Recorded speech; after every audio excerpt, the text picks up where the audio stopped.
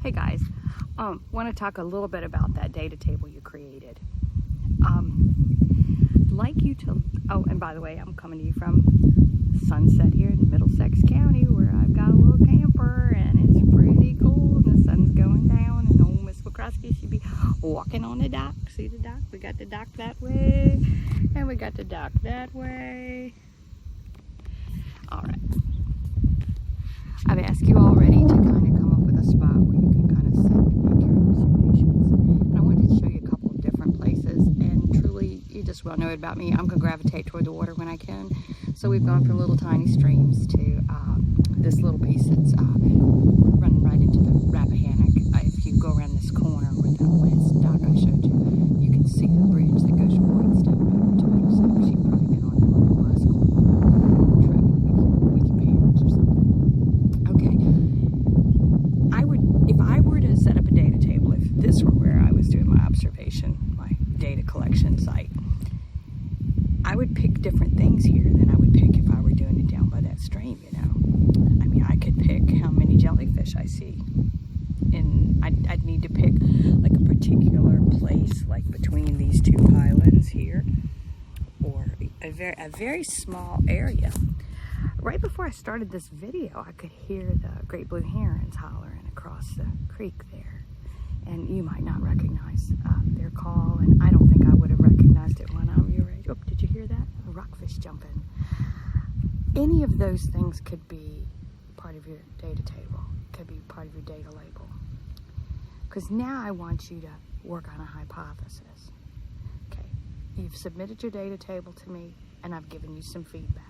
Let's look at it again and see if there's any one thing at the top of that column that you could figure out or want to know about how it would change over time. For instance, if I had decided how many ferns were in a specific area, and I mean like a 2-foot area that I showed you down in the previous video, I could count them in August. And there'd be less by the time it got to be winter, at least the green fronds that are sticking up on top. The roots would still be there because it's a perennial. And you find that out when you're trying to find out about the thing you're interested in. So it can be as easy as counting fireflies. If you decide to sit on your, we call them lightning bugs in the country, and I'll say them both in case anybody gets excited about one or the other. But you could sit on your back step and count the lightning bugs. And your hypothesis might be that as the temperature gets warmer, there's more lightning bugs, or as it gets colder, there's less.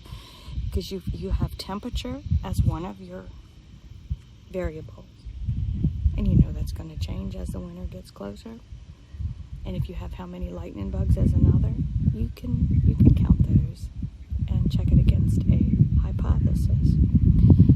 I know I teach you that it's a thing like I change the IV, but you know I, Mary Lou McCroskey, can't change the temperature. But I can watch what else happens around it as it changes naturally, if I've done some research to know that the temperature changes as the year goes by in the Northern Neck where we live, or here in the Middle Peninsula where I am right now. So you can do that, because that temperature's gonna change. That's also why research is part of the piece where you write a hypothesis. Because if you had just moved here from, say, Colombia, like Miss Carter did, their temperature doesn't vary much throughout the year because they're on the equator. And they certainly never see seasons. And they don't see the days getting longer and shorter. So when they moved here, that was a new thing. And they had to do a little research and find out if it was right. So can you use your research of stuff you just know? Yeah, you can. You really can. And I want you to. I also want you to check that research out to make sure what you know is what's really happening. Sometimes we make an assumption and it's not exactly what's there. We can talk about that a little bit more in a Zoom meeting. Anyway, guys, I've held you up for 5 minutes. It's great to spend some time with you down here on the dock. Y'all guys take care. Sending love. Take care. Hey guys, here's a great blue heron on this dock. I think he'll get up in a minute. There he goes.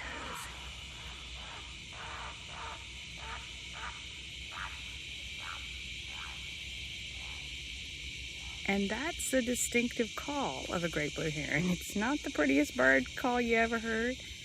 And see, he's going over, he's lighting down there in that marsh over there. All righty. See you soon.